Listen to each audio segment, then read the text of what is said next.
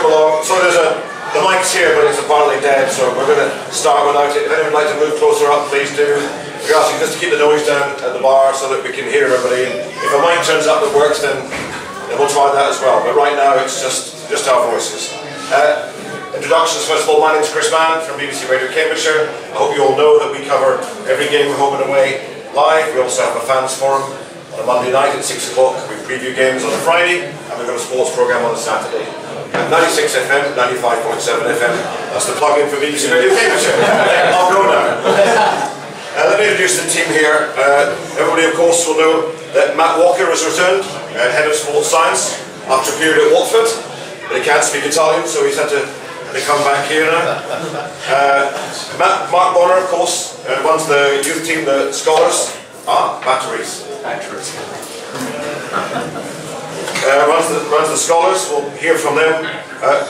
Mark Tracy runs the Centre of Excellence. And Nolan Keeley, of course, he runs the first team. Runs the first team. And everybody knows Jez. They're here to answer your questions. Obviously, nothing too personal about what they were doing at home the other night, but if you want to talk about the football and the football club, you're very welcome.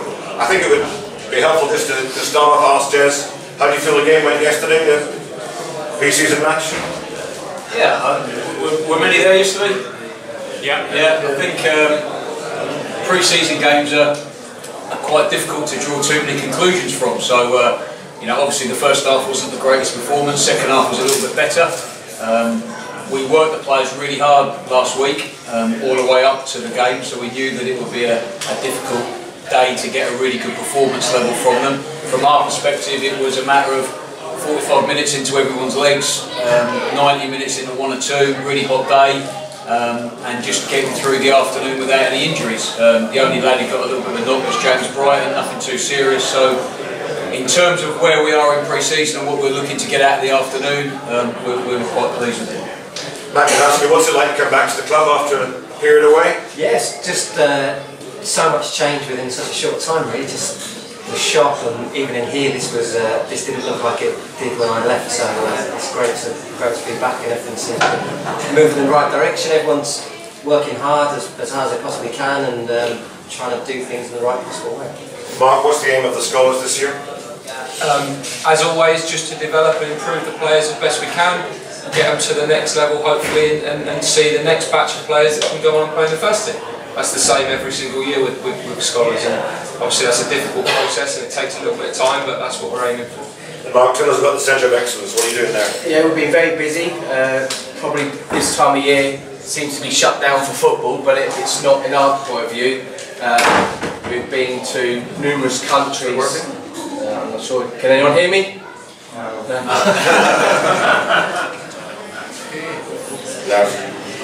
No, we're fine. Yes, everyone can hear fine, can't you? Yeah. If you want me to speak a bit louder, please put your hand up and I will speak louder. Yeah, you can speak louder. So as I was saying, we haven't really had a shutdown. As you can imagine, the young boys, they just want to play football all the time. So we've continued our training throughout the summer months. Those of you that read the website would see that we've been to numerous countries around Europe, participating in top tournaments, and we're similar to Jez, we're in the middle of a pre-season now where we go and play a variety of different clubs around the country. So nothing changes from our perspective. We're just giving boys as much opportunity as we possibly can to challenge and test them for the future. So all good.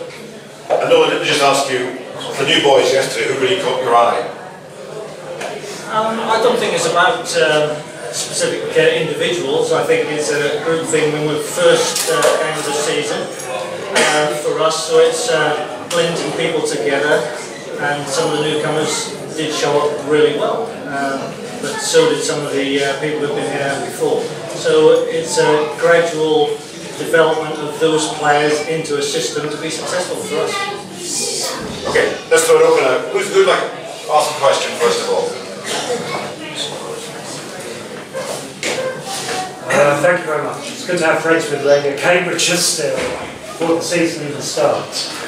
Question for you, Jez. I'd like to see what, a bit strange to talk about promotion and playoffs and things like that. But at the end of last season, it came up in the press, particularly based in London, that there could be a change with the number of playoff places or automatic promotion. I fear it won't be in time for this season, but what do you think about like 2 automatic and playoffs, or even 3 automatic promotion to League 2, no playoffs?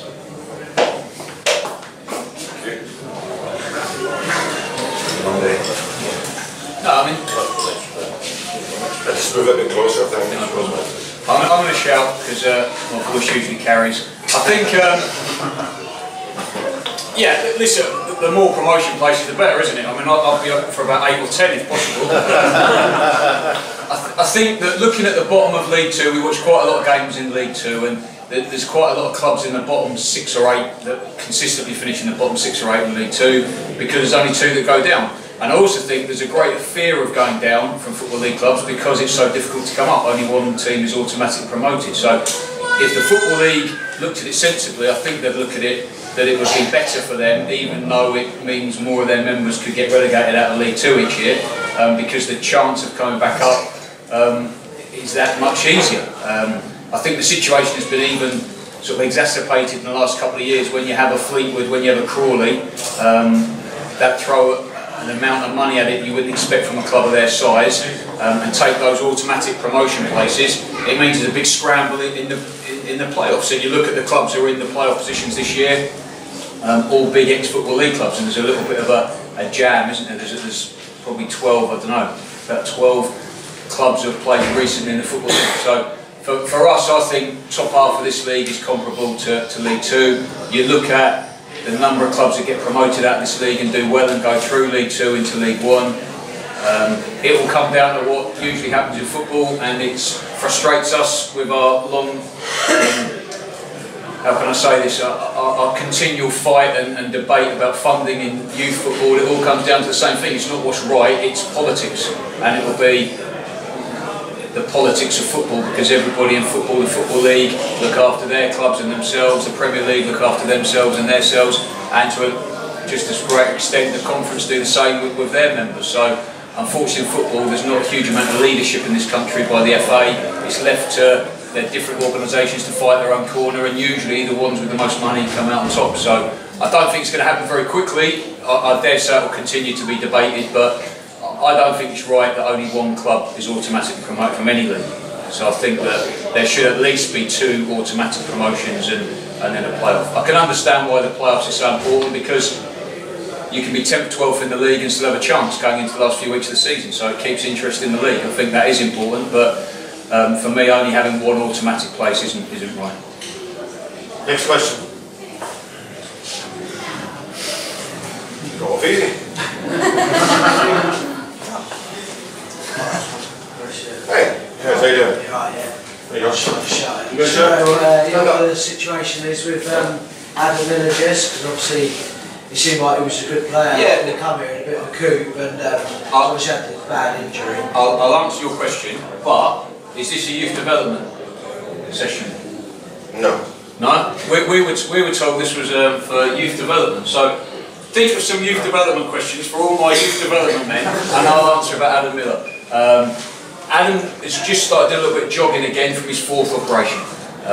I never like saying too much publicly about like medical conditions of players, especially when they're like long-term difficult situations like Adam's been through. I mean, that's been a long time since the tackle, and he's obviously had such a long time out. All I can say to you is that Greg Reed's been unbelievable in his help of Adam. I think this football club has been unbelievable in the support it's given Adam, and we're doing everything we can to get Adam fit. Now, I'm not going to speculate whether that will happen or not, but at the moment he's in that process of rehabbing from his 4th operation, and he knows that he needs to rehab successfully from this operation. There's nowhere to go beyond that really in terms of surgery, so we're just hoping that he can get through his rehab and he can get back to being fit. He'd be firmly in your plans if he did get. I'm not going to talk about that at all, Scott. Yeah. All I want to talk about is the moment Adam Miller is or isn't fit, we can talk about whether he's going to be in plans, not in plans. But I think at the moment we should just give him the the time to get fit, and we give him all the support we can. We saw him when he was at the training ground a couple of days last week, doing little bits and pieces with Greg, so it's good to see him. And we'll just continue to support him as best we can till he gets to that point, whether he's back training. That's the first step he's got to do before being back playing. And we hope he gets to that point. You know, obviously no one likes to see a player get injured for your football club and then not be able to play football again. And he hasn't been able to play for a long time. So we just want to support him, get him right, and then make decisions from there. Yeah, so he's a top player. He'd be a top player. Fit Adam Miller would be. Yeah, but you've also got to be realistic, and if and when he does come back, he'll have missed almost 2 years of football. Yeah, exactly. Which is it's a very difficult thing for anyone to do that.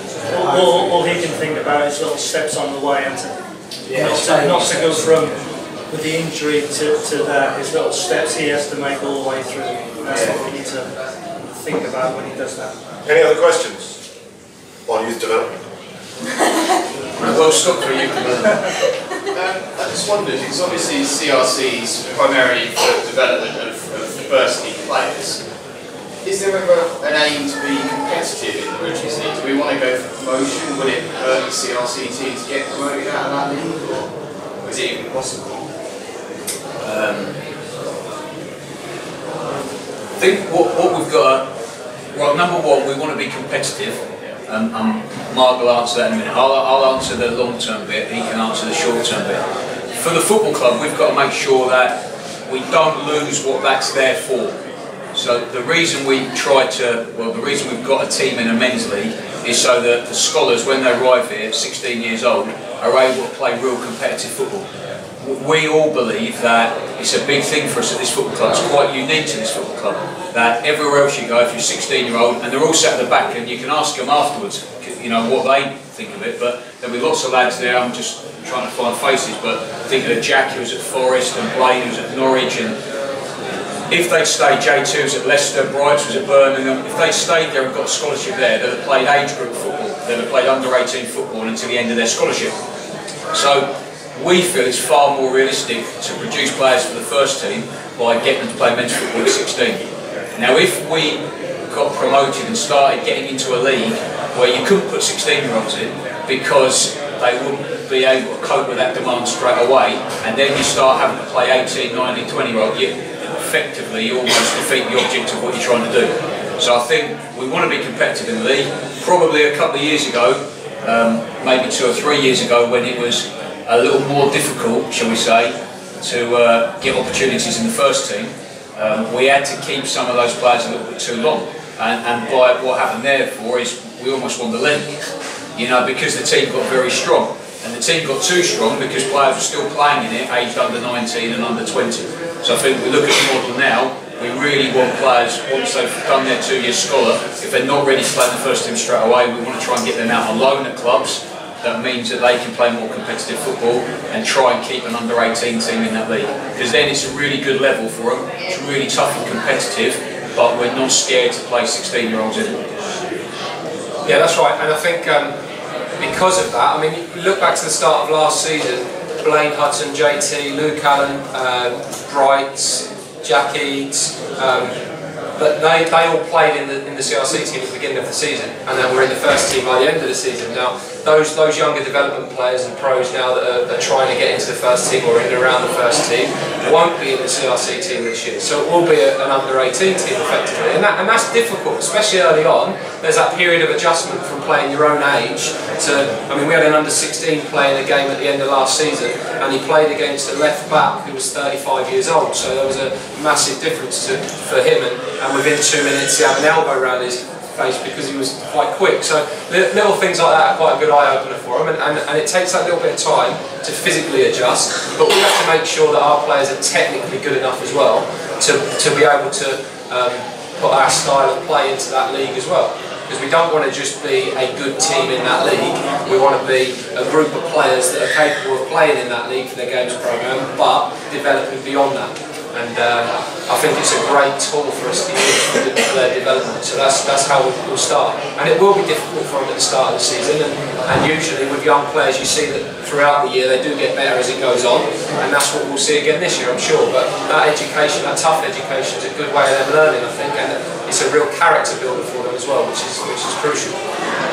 think it's just to add on to that as well, that we made a decision this year, we didn't take any scholars to give development contracts to.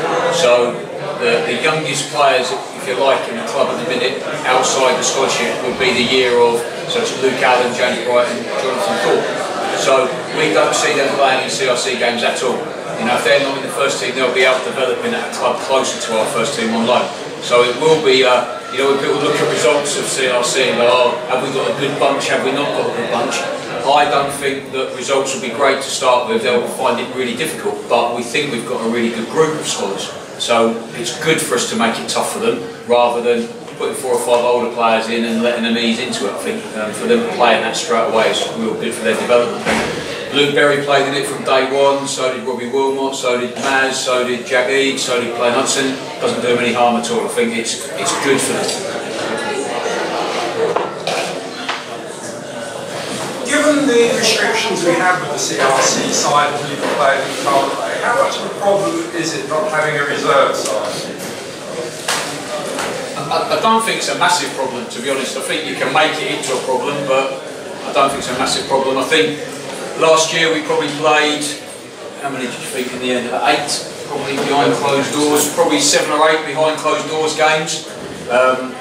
Against good clubs, you know, we played Peterborough, we played Dagenham, we played Brighton, we played Brentford, but we played those games when it suited us, and it's quite easy, you know, nowadays to get on the phone to someone and organise a game at a training ground that's just as competitive as a reserve game, because in effect that's all reserve team games are anyway. When you're in a reserve team league, you might get fixtures that come at absolutely the wrong time for you, and you can't field the team and you end up fielding the youth team. So for us, we know that the youth players are getting 42 competitive games. We're going to have probably, you know, definitely 2, maybe a couple more players out on loans at different spells where they can play competitive football. And when we need to just top up minutes for players coming back from injury, we can do that in behind closed doors games, you know, just at the training ground. So for me, that's the best way of doing it. I think for development, you need competitive football.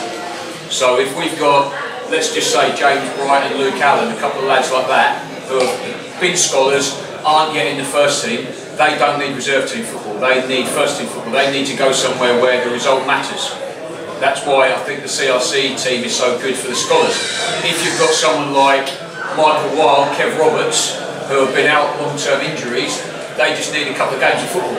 And you can get that in a game, as I said, against any opposition. You just need to make a phone call and make those arrangements. So I think that we're okay with that, and I think it's sometimes just a lazy excuse to have for managers who you know, want a reason for them, you know, to say why the players don't look right when they're playing on a Saturday. I just think we can organise that well enough, and we did that last year. Any other questions? I just wanted to ask, because I was interested, who makes the decisions when the kids move up the age group? Is it a sort of a whole coaching staff decision, and what do you sort of look for when you have these groups of players? I think Mark can answer like the 8s to 16s, and then Mark can answer like the scholars. You get an idea. In regards to 8s to 16s, I of course overlook all the age groups, but of course we employ really good coaches that have got good expertise and good knowledge, so it's only right that because they work with those individuals on a weekly basis, that they have their input as well. We're not driven by results in any shape or form, so we will challenge and test the players, and it won't always just be their talent that will get them through, because I'm sure we all know very good players that are not at various clubs for various reasons, and sometimes it's because they're good but they don't want to become better. And the ethos of this club is that you're never happy with what you're doing, you always want to be gaining and looking to achieve more things. So we're always speaking to the coaches on a monthly basis, a weekly basis, game to games. We're challenging and testing players, because for all we know someone might be doing well in a certain age group, but the opposition that we're playing might not be as challenging for them. So we might play them up an age group to test them and find out what their character's like when it doesn't go their way. So there's lots of aspects that we go through before making our decision, but the one thing we will do is when we make our decision, it will be the right one for the environment that we're going to put them into the next next challenge. So as an example, we have an under 15s and 16s. We won't go out and sign 16 under 16s because we need under 16 games. If we've got 4 under 16s, that's all we'll sign. And we'll have the rest of the squad as under 15s. So we won't just take players for the sake of fulfilling fixtures. We'll take them because we think we've seen enough of what we've seen, and then we've got to try and work on that. And then the next hurdle, especially if at the age of 16, then can they handle a full-time environment of when they're going in with Mark with the youth team. And sometimes under 16 players might get that opportunity later on in the CRC season where we'll put them in that environment, which again opens up their eyes, and then we get a little indication if we think that's going to be right for them in their personal development, and also right for us, because we've got to make sure that it's the right decision for the next 2 years. I think that there's a lad who's not here today, Tom Pell, who does some brilliant work with the real Littons. He's out looking for more today at tournaments and whatever, but when it comes on, say, the early age groups, Tom would be quite involved with that with Mark. As it gets towards under 15, 16s, potentially they're going to be scholars, then obviously Bonds has a big part of that, and Nolan and I get a little bit involved still in which 16s do we sign for scholars.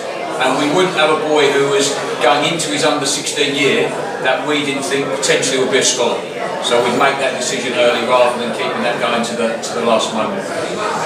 Yeah, so offering scholarships, I think that's a group decision, everyone has their input on that. And then in terms of at the end of their scholarship, offering the development or pro deals, obviously all have an input, but the manager's decision is the main one. So that's how it goes. But to remember around that as well, I think the individual, the choice is already made by the individual. There's not a lot of work you have to do with the players. You have to just, if they work properly and do what they can do, they pick themselves.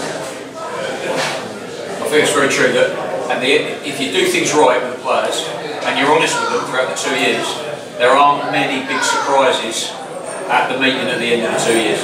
I think the players pretty much know by that point who's going to do something and who isn't, because there's constant feedback to those players, so they're given every opportunity to do what they need to do to be successful.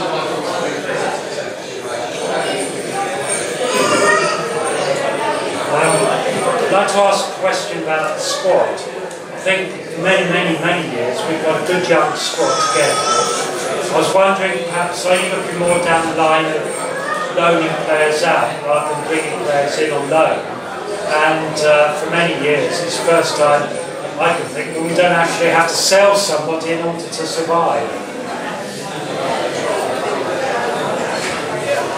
Do loan players first.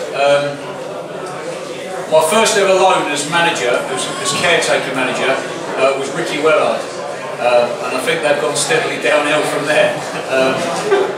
I think loan players are really difficult to bring in from experience now, because by definition they're available because they're not playing at their clubs. You tend to either get 18, 19-year-olds who haven't played any games from Premiership clubs or Championship clubs. We don't want to sign those sort of players because we've got our own young players here. So then you get players that you're looking at from League 1, League 2, and if they're not in some of those teams, then perhaps that's for a reason. So I think loan players, very difficult, bit hit and miss, totally about timing.